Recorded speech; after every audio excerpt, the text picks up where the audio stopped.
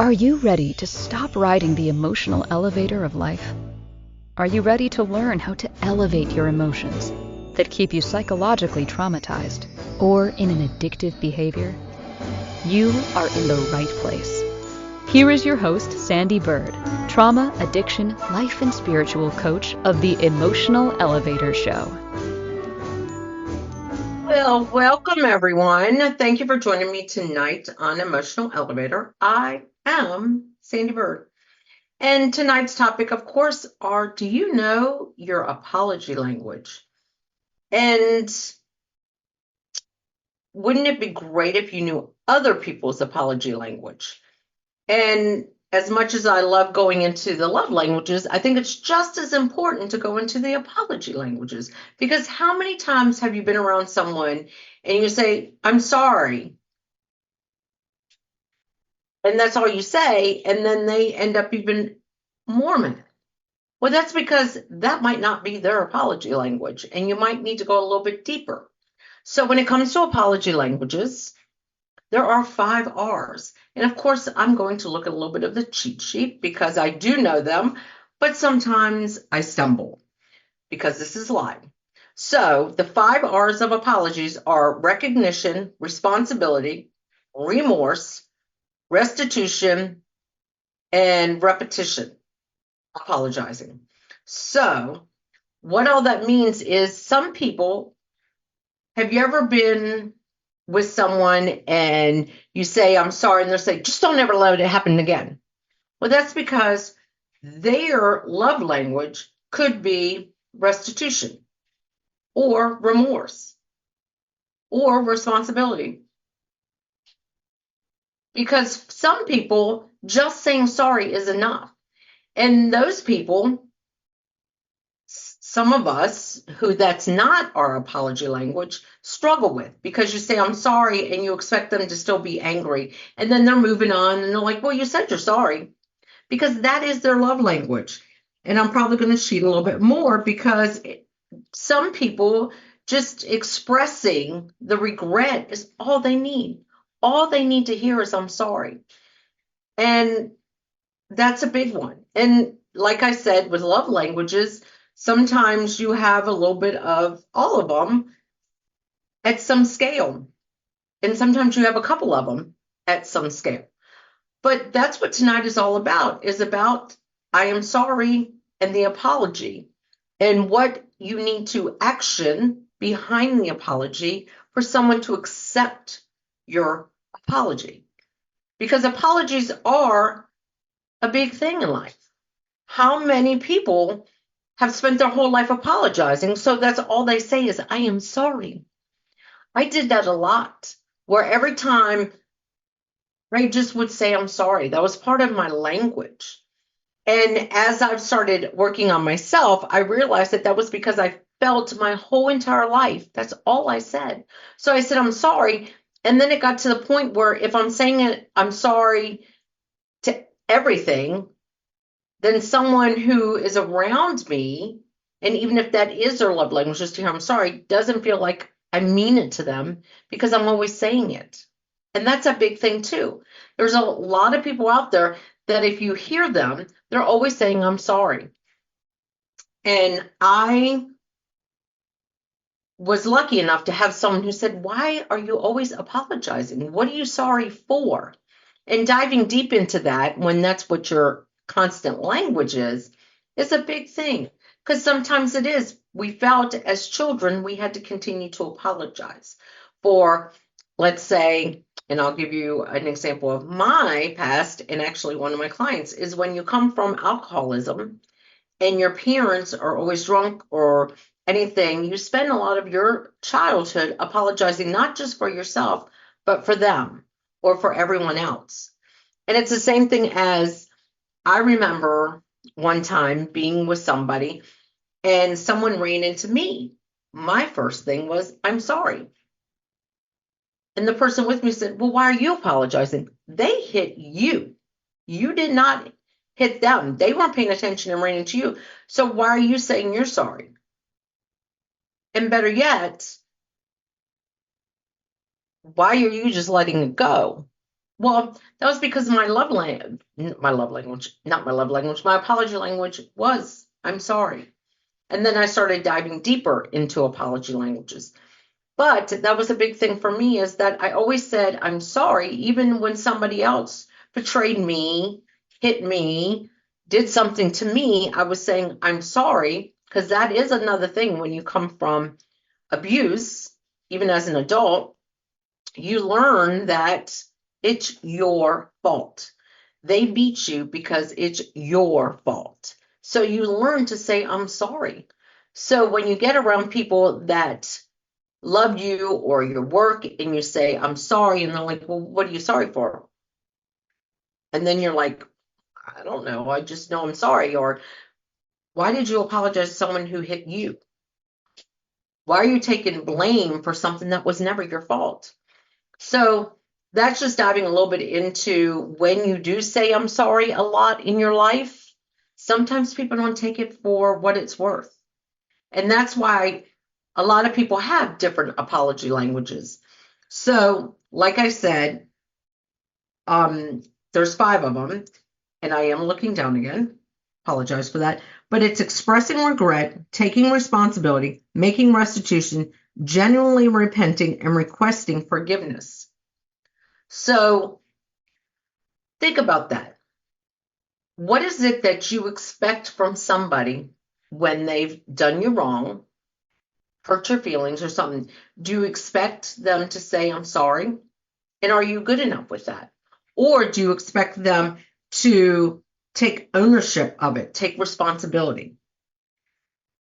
And one of the big things that I've dove into with that, taking responsibility, is the fact that saying you're right is not necessarily taking responsibility. You're deflecting on somebody. Think about that. When you have said something that is wrong, and the first thing you do is say, I'm sorry, you're right. You have deflected on them. You're not really admitting you're wrong.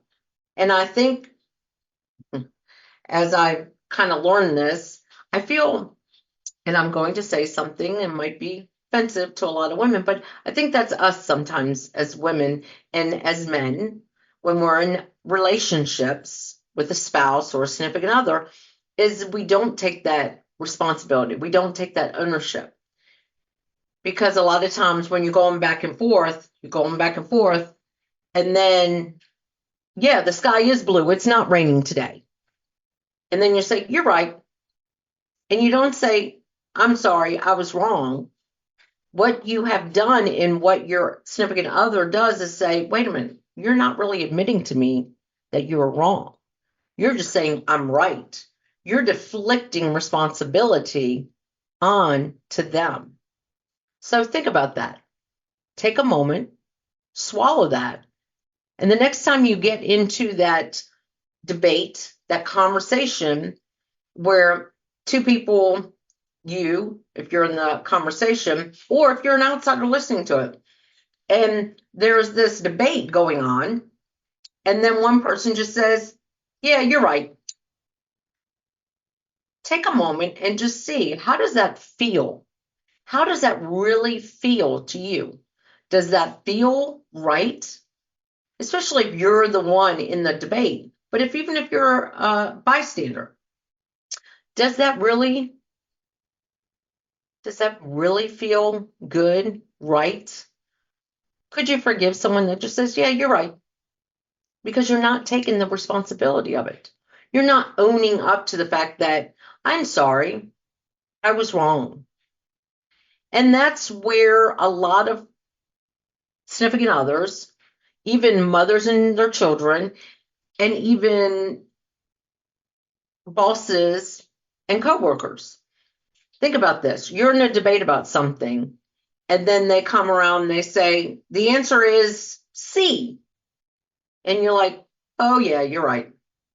You're not truly taking responsibility for that. You're not truly believing that they are right. You're just deflecting on them that they're right, but you're not admitting I was wrong.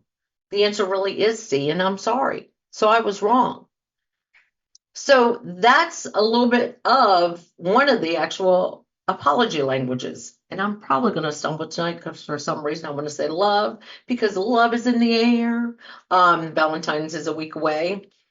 My birthday is in 2 days. So yes, love is in the air, but apology is what we're talking about. And taking responsibility for when you are wrong or sorry, admitting, I am sorry. I shouldn't have done that, or I am sorry. I wasn't thinking about you when I came late. And this is a big one. Whenever you say significant other, child, parent, boss, I'm gonna be there at 8, or I'm gonna be back at 8 p.m., or I'm gonna be I'll come in early to work. And then you end up late. And you go, I'm sorry. Some people that's not what they just want to hear. I'm sorry. I understand you're waiting on me. I'm sorry that I didn't respect your time. That's a big one because you're showing responsibility that you realize you were late. Because that's a lot of things within, and I'm going to say this, within marriages that sometimes we don't do. Is say when you come in late, especially when you come in late, or you end up working late, and you text them and say, I'm running behind, I'll be there at 7. And then you show up at 7:15. And let's say your spouse is holding dinner for you. And you just walk in and say, I'm sorry. Well, sometimes to some people that might be good enough, but to some people that's not. Maybe saying, oh, I'm so sorry. I really should have called you. I was running late. I am sorry. Oh gosh, you made this great dinner. I mean, you've seen it in a lot of love stories where she picks up the plate and she throws it in the sink and screw you. And a lot of it is because we just say, I'm sorry, and we don't take responsibility for our being sorry by saying, I'm sorry. I understand you made this great meal and I was late. I'm sorry. Because you're taking ownership for your action of apology. And it's easier for someone to walk away if that is their apology language, for them to easily to forgive, to let go of that. Instead of going to bed mad, going, "Oh, they didn't even care that I made this great gourmet meal. They just came in. They said they were sorry, but they really didn't mean it." Think about that. How many times have you possibly played that over in your head? Over someone saying they're sorry, but you need them to take responsibility for being sorry. Now, same scenario, all of a sudden, they come in, they say, oh, I'm so sorry. Oh gosh, you made this great meal. I'm sorry. I know you took a lot of time.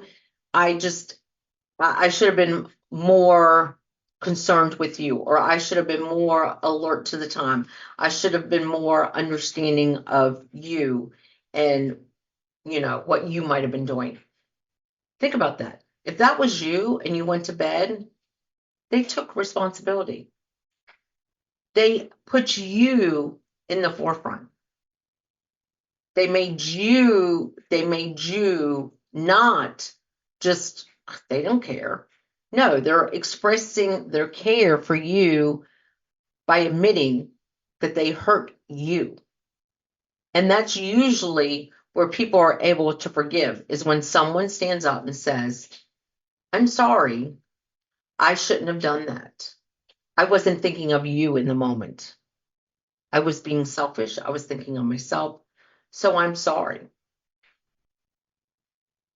And that even goes for when we say things like, I'm not sure what time I'm be back. I should be back around 8.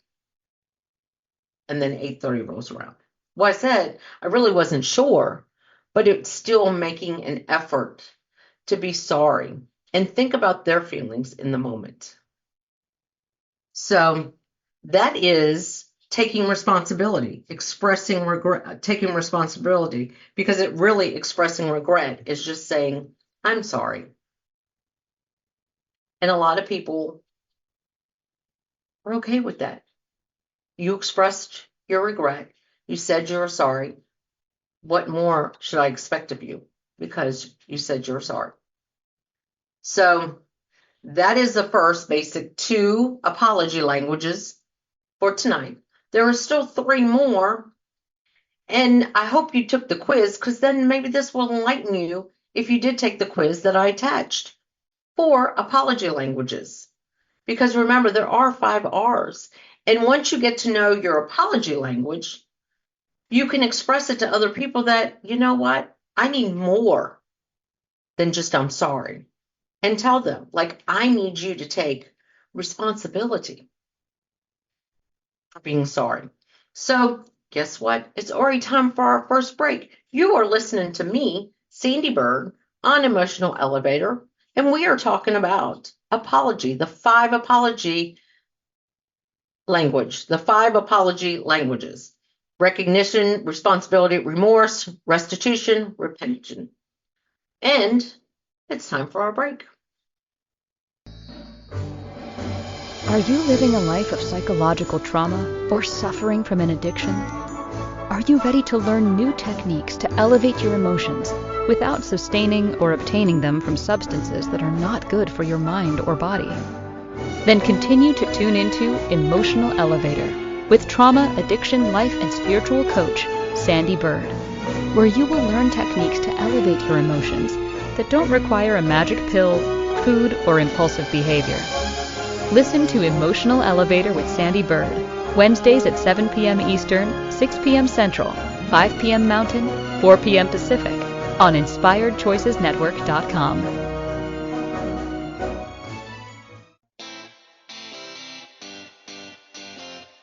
Are you a subject matter expert? Are you here to share your expertise with an audience waiting to hear from you in only the way you can deliver? Are you ready to have your voice amplified across the airwaves?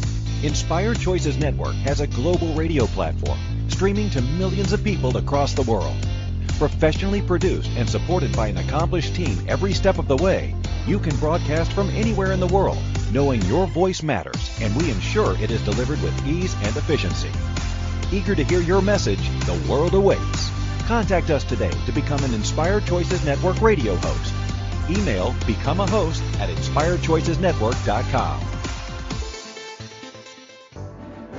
This is Emotional Elevator with Sandee Byrd.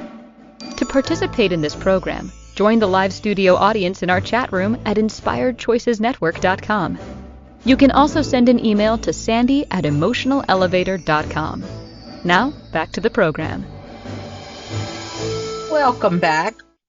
I've been talking about the 5 R's of apology, and I went over a little bit of just expressing regret. Some people are okay with just hearing, I'm sorry, and they're fine. They can move on because that is their apology language.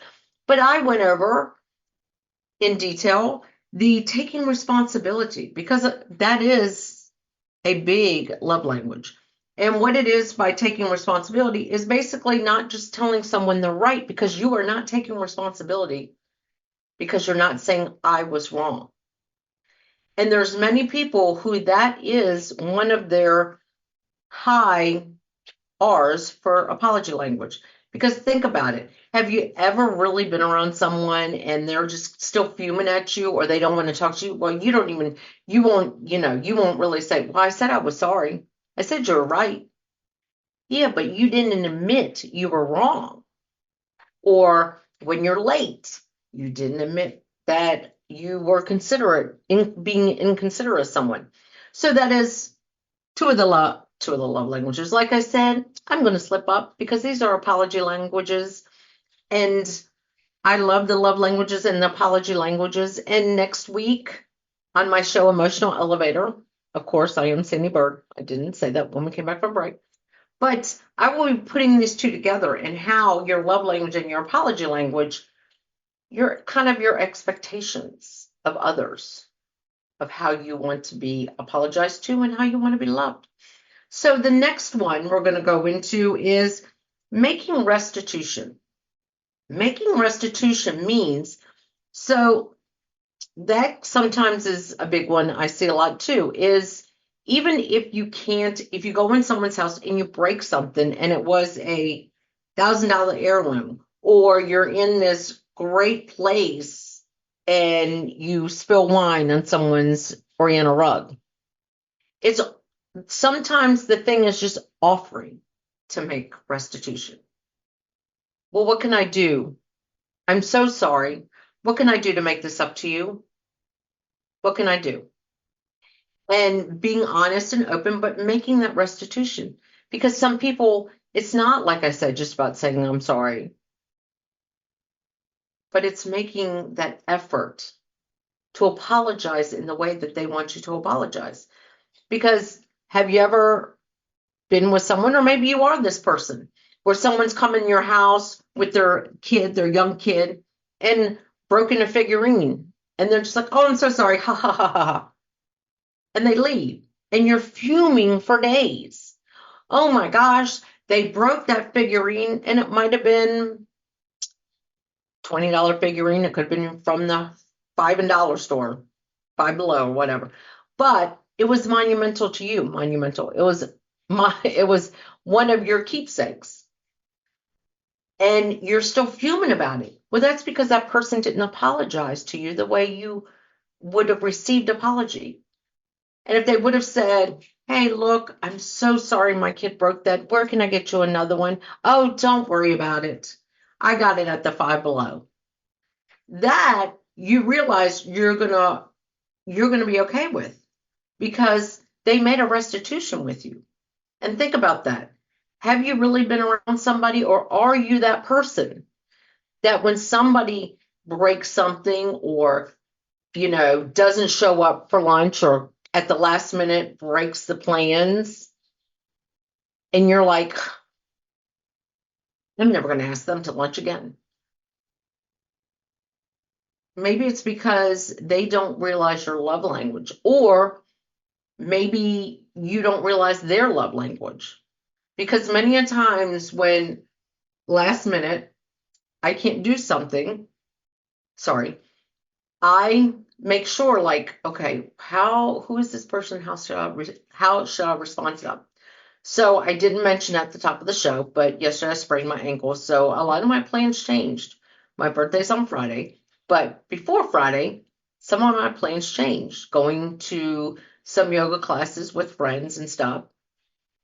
I can't do that. And of course, right now, yes, I explained to them, I'm sorry, I sprained my ankle. I cannot come this week, but I will certainly come next week, and then we'll go out to lunch together. One of my friends, perfect answer. If I would have just said, I sprained my ankle, I'm not coming, she might have been like, well, are you going to come?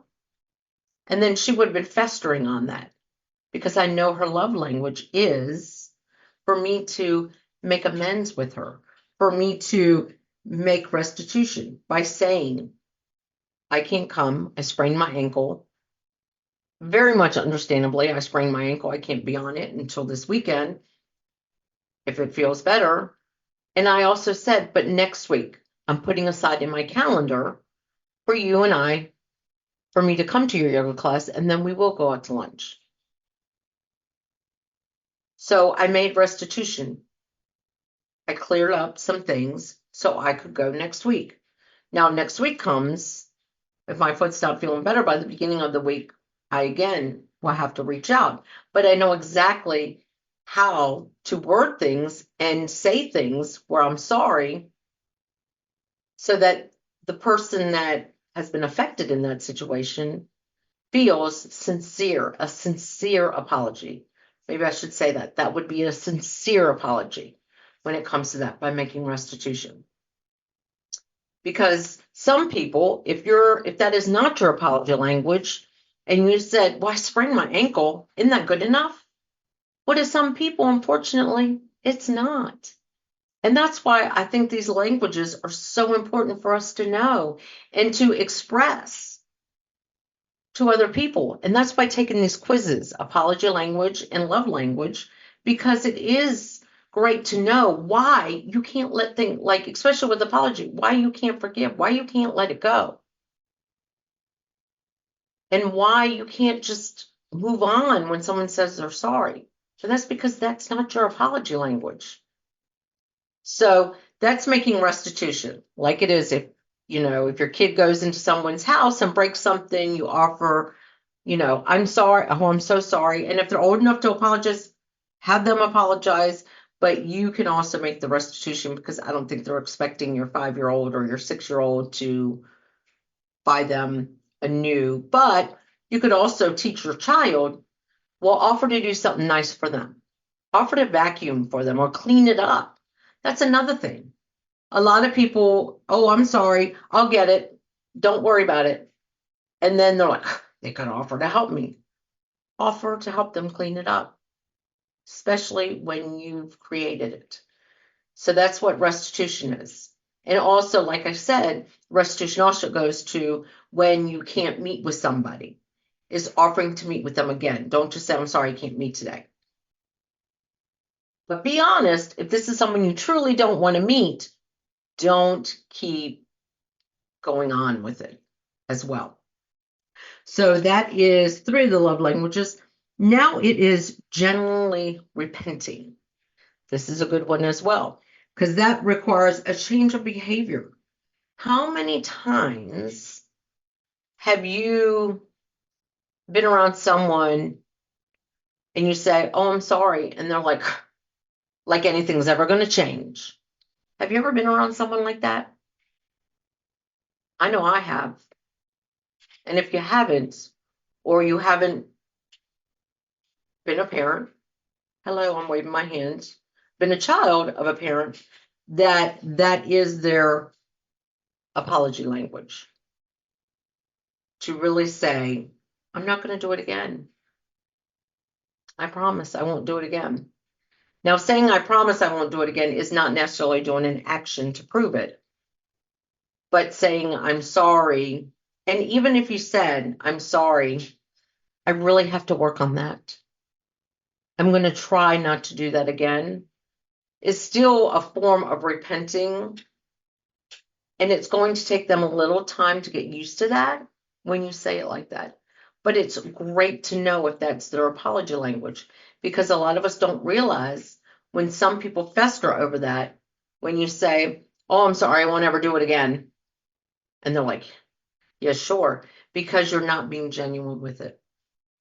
They don't feel it. But when you maybe ask the question too, what is it about this behavior that activates you emotionally? Because like I've said in one of my podcasts last week, I don't like to use the word trigger because trigger already has that negative connotation. How would you like me to go about changing that behavior for you? Because I'm truly sorry. What is it about that behavior that you don't like? Depending on what that behavior is. If that behavior is lying, please don't ask them, well, what is it about that behavior that you don't like? That is not a good question to ask them. But if it's something like a big thing is when you're with somebody new and you're dating and you don't introduce them. I've had that happen with my husband, and I've been with him for 12 years now, where we were somewhere and he was talking to somebody and he forgot to introduce me. And he's like, oh, I thought you knew who that was. And I was like, no, I didn't. Oh, I'm so sorry. Well, next time I'll make sure to introduce you to them. But this is who they are. And da da da da. One of the bad things I can tell you is when someone doesn't do that and you turn around and you say, well, next time just introduce yourself.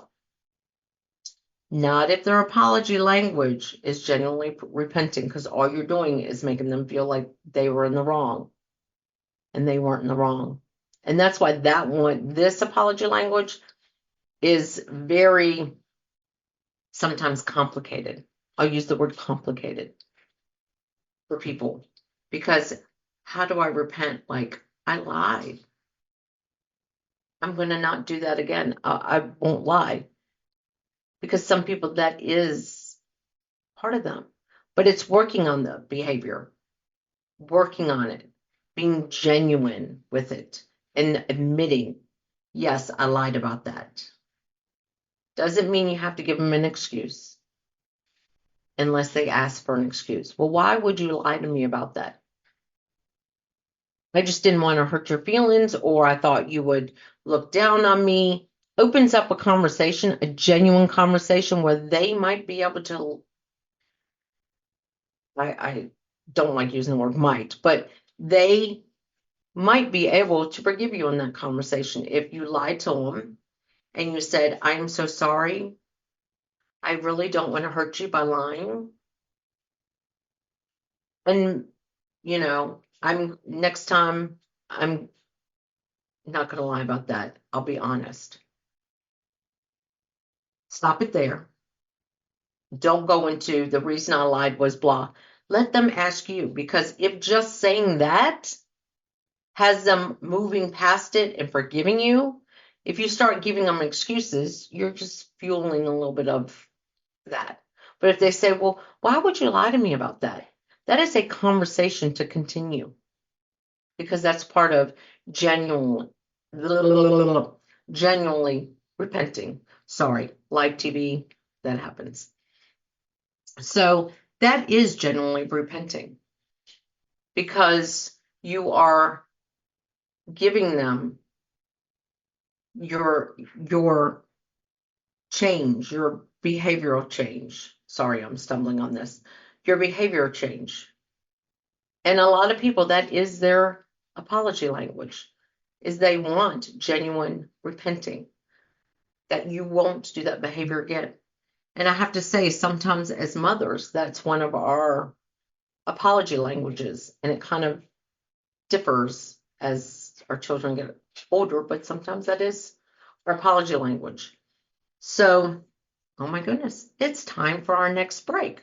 So I've gone over basically the 4 apology languages, but please take that quiz, because it will help you with your loved ones, your friends, your significant others, and even at work. This is more what I would like to see in workplaces, is to learn people's, instead of their DISC assessments and all these assessments that I've taken that I can't even remember at this point, psychology assessments, all of this. These languages, apology and love, would be a great way for your leaders to know exactly how their teammates, their team members would like to hear an apology. So we're going to go to break now. And you, of course, are joining me tonight on Inspired Choices Network, a very wonderful network. And I am Sandee Byrd, the host of Emotional Elevator. Are you living a life of psychological trauma or suffering from an addiction? Are you ready to learn new techniques to elevate your emotions without sustaining or obtaining them from substances that are not good for your mind or body? Then continue to tune into Emotional Elevator with trauma, addiction, life, and spiritual coach, Sandee Byrd, where you will learn techniques to elevate your emotions that don't require a magic pill, food, or impulsive behavior. Listen to Emotional Elevator with Sandee Byrd, Wednesdays at 7 p.m. Eastern, 6 p.m. Central, 5 p.m. Mountain, 4 p.m. Pacific, on InspiredChoicesNetwork.com.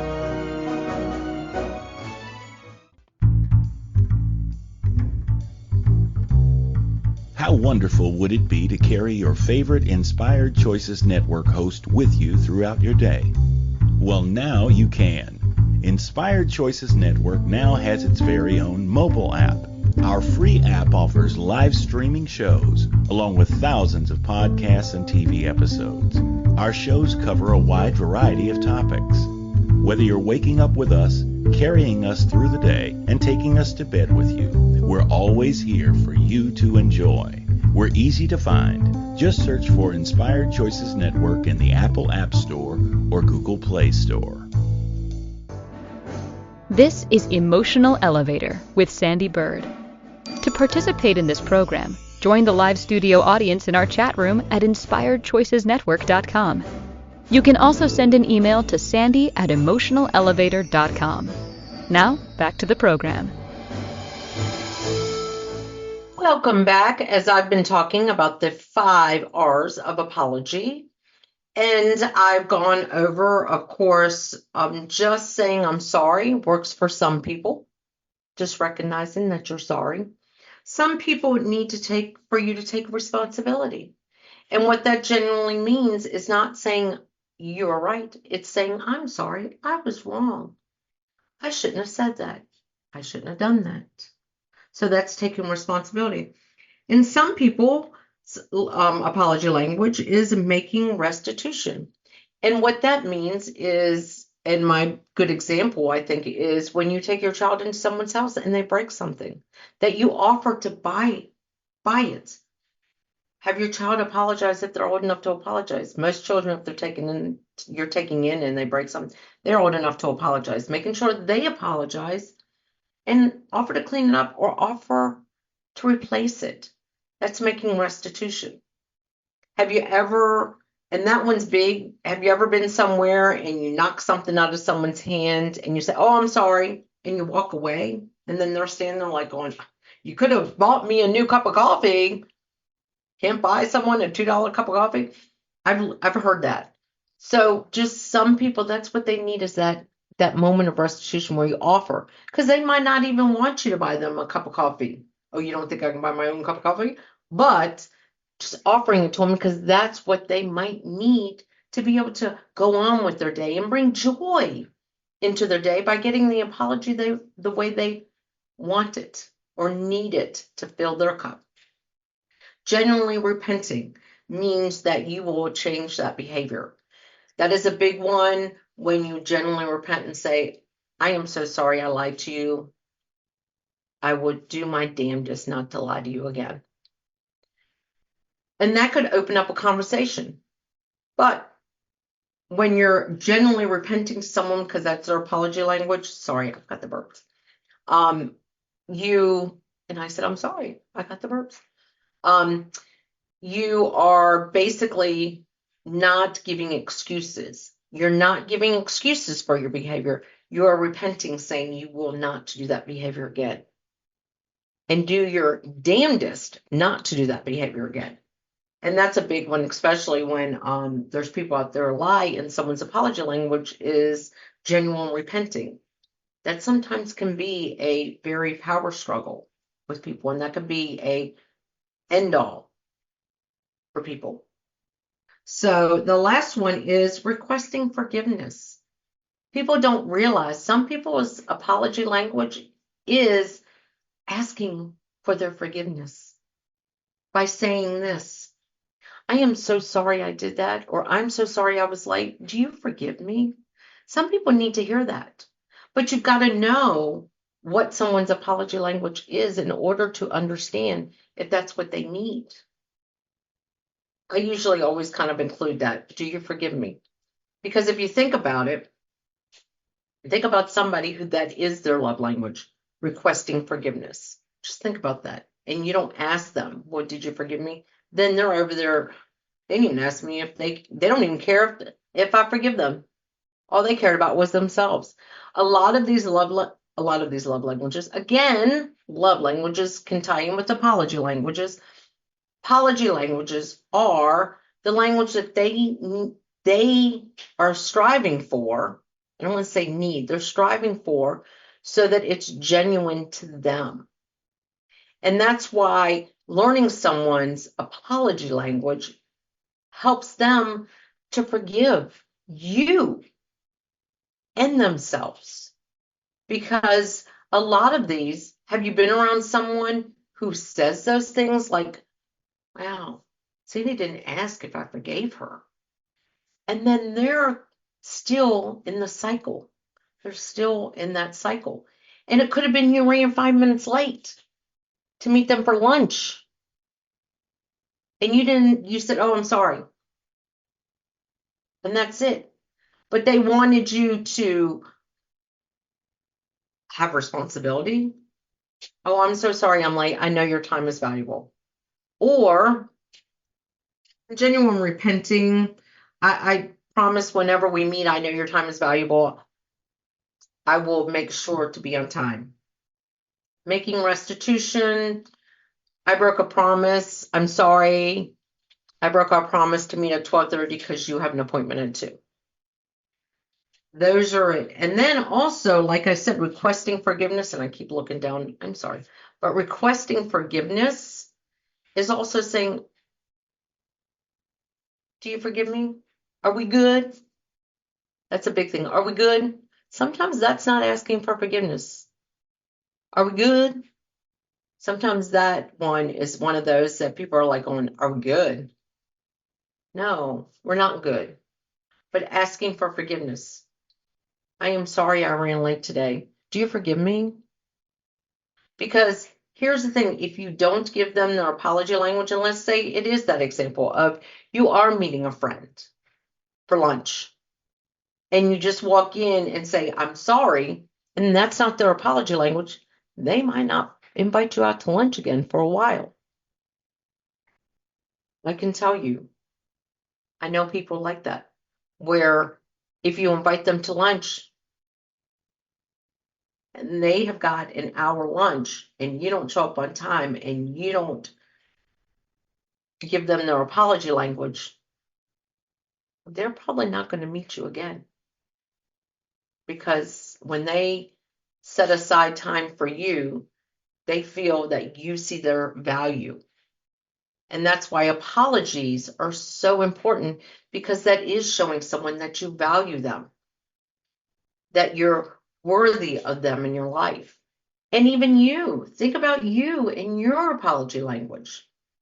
If your apology language is generally repenting, and someone never says they're going to change that behavior and they always show up late, do you think you're still going to want to be with them at lunch? Think about that. How many times, if that is your love language, again, love language, it's Valentine's a week away, my 55th birthday, like I said, love is in the air for me. I'm loving on myself because I sprained my ankle, so I apologize. See, here I am. I apologize for saying love. But that's it. If you're not getting the language you want to hear, think about how you could express that to other people. And if you are the one that invites someone to lunch and they always arrive late and you always set aside that time and you make special time because you have a busy schedule, and then they always arrive late, are you going to continue to put time aside for them? No, because you're going to feel that they don't value you, especially if you value yourself. And how many of us have issues or have sometimes trouble letting go and forgiving someone because they didn't give us our apology language? And that's why I feel it's so important to learn your apology language and take the quiz and take the love language, because next week, that is what I'm going to do. I'm going to tie them together and I'm going to kind of do the association between those two. And I'm going to already go up there and say, in a month, I'm going to teach a class on the love languages and apology languages and how you can go out into the world and teach your spouse and have them take these quizzes and learn each other's apology and love languages, or go into work and maybe express, my apology language is this. And some people struggle with that, but just think if you knew and you could express it to people, or this friend you struggle with because they do arrive late all the time and all they say is sorry. And then you decide, I need to cut them off. How to effectively communicate to them, well, I don't feel like you genuinely repent. I don't feel like you see the value in me by putting aside this time for you. And then there might be a conversation around it instead of cutting that relationship off. Think how valuable it would be in relationships, in these as we've evolved in all of our love relationships with friends, with family, with spouses, with significant others, with co-workers, with bosses, if we could genuinely have these conversations to explain our languages in life, because we are all not the same. We all expect different outcomes, different outlooks. And this is one of them that I think could shed a lot of light in a lot of areas of our life. This is what brings me joy, is to express my apology language and to sit there and, put it out there to people in my family, what I expect of an apology. I'm sorry, but you can't just say you're sorry to me. That's not what my apology language is. And it's for people who come into my life now, as I've learned all this and I have expectations that I expect, but I put them out there. It's weird for people to say, what do you mean you have an apology language? What do you mean? I said I was sorry. Well, for me, my apology language is taking responsibility. I need you to take responsibility. I need you to, and I usually don't say I need. I usually say, my apology language is taking responsibility. So when you just say, I'm right, all you're doing to me is just saying I'm right. You're not giving me an apology. All I'm hearing is you not expressing sorry. You're not offering an apology. You're just pushing off on me that I was right because you don't want to admit you were wrong. And that's what I need to hear for me to let it go and to forgive. Well, time is flying tonight, and we are going to go to our last break. And of course, you're listening to me, Sandee Byrd, on Emotional Elevator, where we have dove into apology language, and you need to take the quiz. And next week, we're going to dive into love language and apology language and how they mesh in your life. And then if you want, next month, I will be teaching a class. You can find it on Meetup. You can find it at sandeebyrd.com. You can reach out to me at sandy@emotionalelevator.com. Reach out to me at Sandee Byrd Coach, and that's Byrd, B-Y-R-D, coach@gmail.com if you're interested in taking my love language and apology class. Also, in 2 weeks, I'm teaching a self class, which is all about strong enough to love and forgive, which kind of dives into it a little bit. But we're going to go on our last break. Thank you. Are you living a life of psychological trauma or suffering from an addiction? Are you ready to learn new techniques to elevate your emotions without sustaining or obtaining them from substances that are not good for your mind or body? Then continue to tune into Emotional Elevator with trauma, addiction, life, and spiritual coach, Sandee Byrd, where you will learn techniques to elevate your emotions that don't require a magic pill, food, or impulsive behavior. Listen to Emotional Elevator with Sandee Byrd, Wednesdays at 7 p.m. Eastern, 6 p.m. Central, 5 p.m. Mountain, 4 p.m. Pacific, on InspiredChoicesNetwork.com. This is Emotional Elevator with Sandee Byrd. To participate in this program, join the live studio audience in our chat room at InspiredChoicesNetwork.com. You can also send an email to sandy@emotionalelevator.com. Now, back to the program. Welcome back. We just have a short amount of time before this is over. And made me think about it during the commercial is I deal with a lot of addiction, emotional eating, and trauma. And if we all were to get and dive deep into our apology language and our love languages, then we would actually be able to break these cycles of addictions. For me, like I said, emotional eating is my addiction, or was my addiction. I am a recovering emotional eater. And I think about this when I've talked about apologies and love languages, but more so with apologies. When I didn't get the apology I wanted, what do you think I did? I ate. So I'm so sorry. I've been burping a lot tonight. Must have been dinner we had earlier. There you go. I apologize.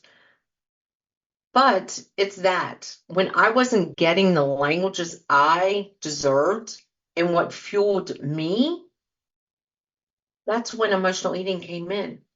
And I now know that's where addiction came into a lot of people around me that I'm working with, because they're not receiving what it is they need to receive to feel worthy, to feel valued, to feel confident, because they don't know, or they've learned their languages of apology, they've learned their language of love, and they can tell people around them that this is why I can't let this go. This is what is causing me to kind of go down the rabbit hole, because my apology language is asking for forgiveness, requesting forgiveness from people. And because they won't ask for my forgiveness, I can't let it go. So now how am I going to fill that up? For me, it was food. So that's why for me, apology language is so important to know, so I can be out there telling people when they say I'm sorry, and I'm like, so, there are these 5 apology languages, and just saying I'm sorry doesn't kind of work for me. I really need you to take responsibility. You love how I'm talking right now, because that's kind of the way I talk, because I don't want to become overbearing.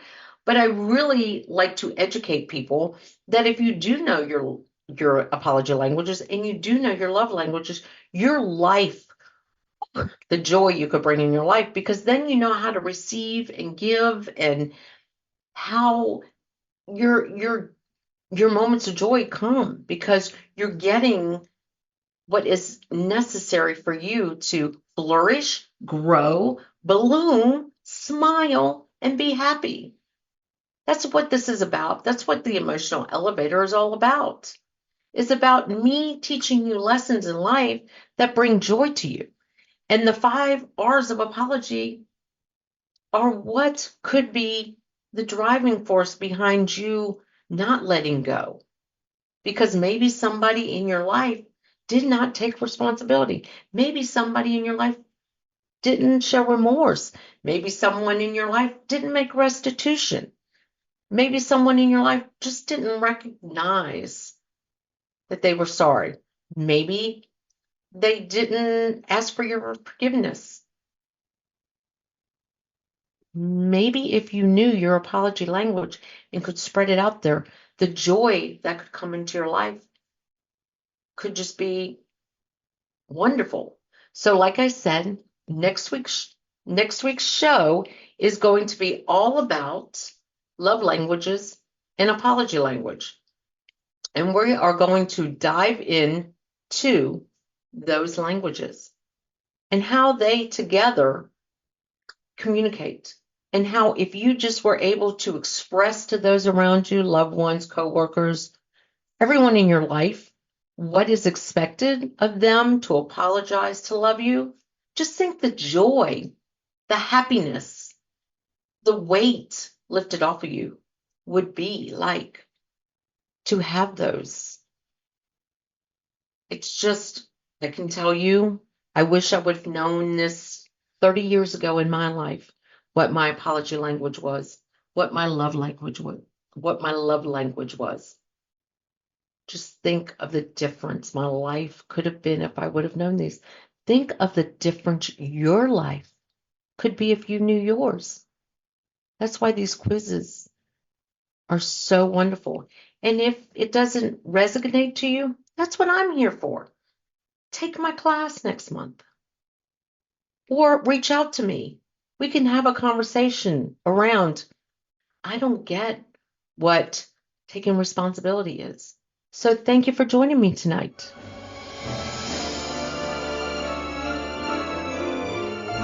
Thank you for listening to the Emotional Elevator Show.